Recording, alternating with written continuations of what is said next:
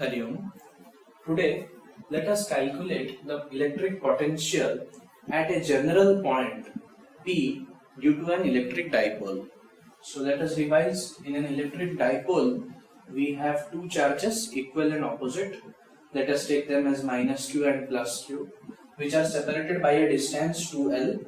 So this is L and this is L. So as a general point, let us take a point P, which is at a distance of r from the center of the dipole, and the distance between P and the negative charge is r1. The distance between P and the positive charge is r2. So we have to calculate the net potential at P. As you know, the net potential at P is equal to potential at P due to charge at A plus potential at P due to charge at B. Remember that I have not put vector symbols because this is not a vector quantity, and so this is not a vector addition.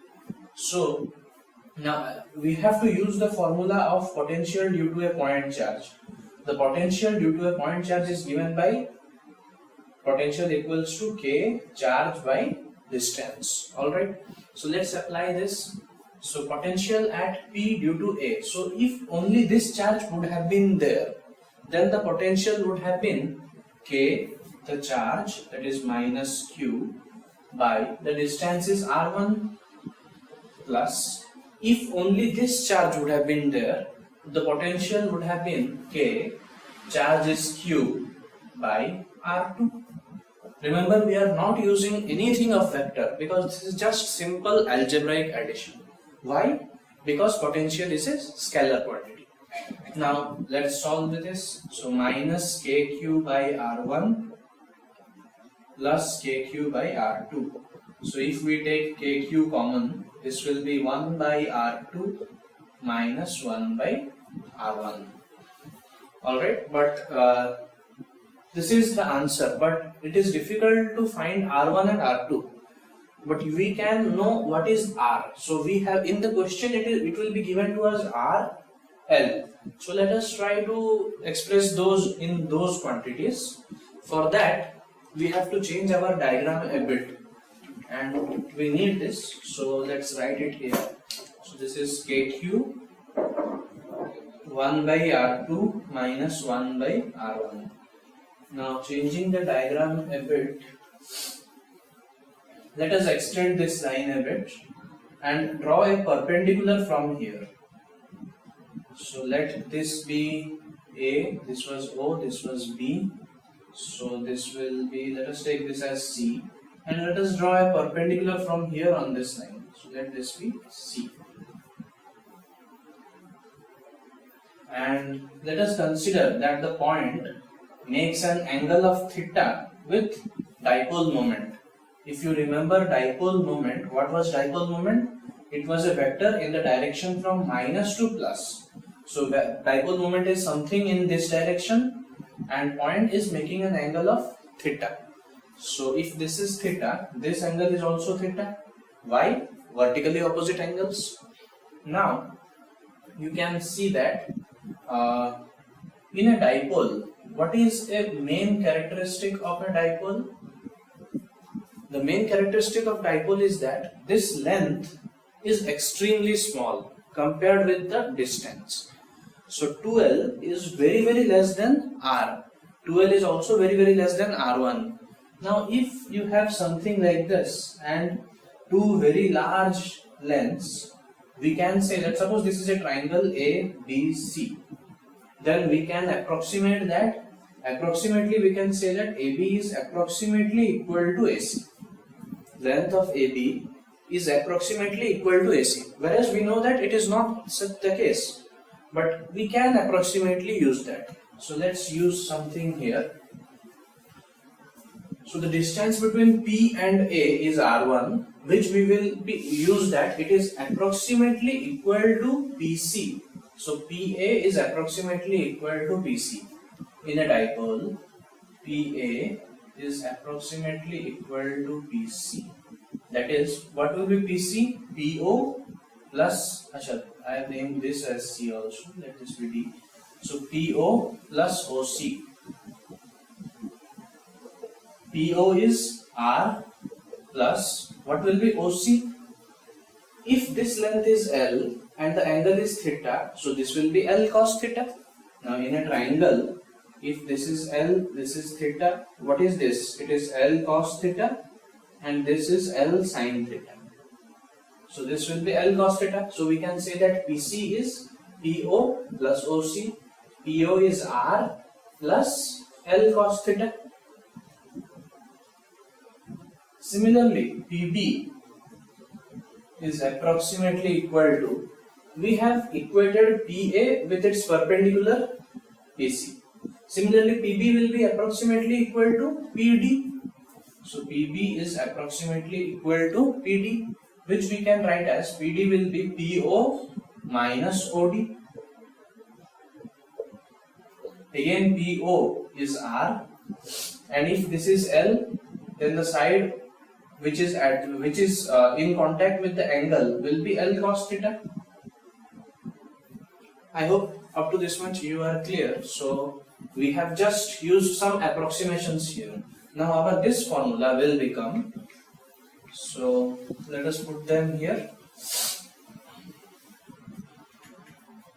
PA was R1, so instead of R1 we will put R plus L cos theta. So KQ 1 by R2. R2 is PB. PB is R minus L cos theta minus 1 by R plus L cos theta. Alright, now let us try to solve this.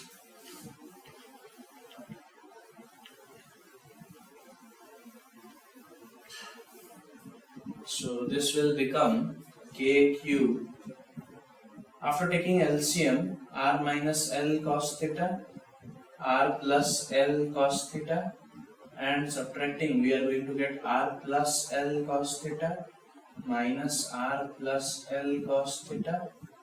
So this will be KQ into 2L cos theta by R square minus L square cos square theta. So this becomes,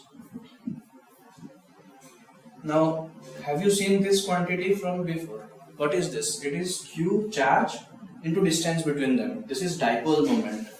So P K cos theta by R square minus L square cos square theta. This is the expression for general potential at any point due to an electric dipole. But we have to use some simplifications now. So as you can see, L is a very small quantity.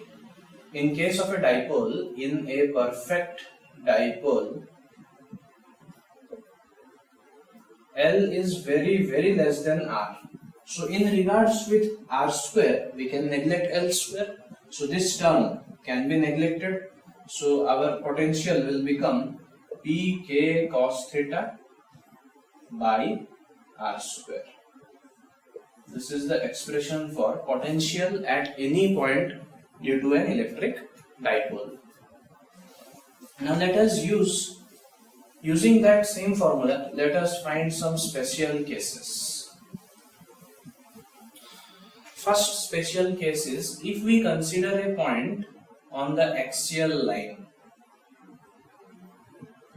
Axial line means we have charge here, another charge here. Now the line joining both the charges, point is somewhere here. Try to imagine if the point was here. Suppose if we would have taken a point here, this would have been theta. Now if point is here, what is the value of theta? Theta is 0. So potential will be Pk cos 0 by R square, and R will be the distance between point and center of dipole. Here also point and center of dipole. Cos 0 is 1. So potential is Pk by R square. Alright. Now if we take our second one, that is on the equatorial axis.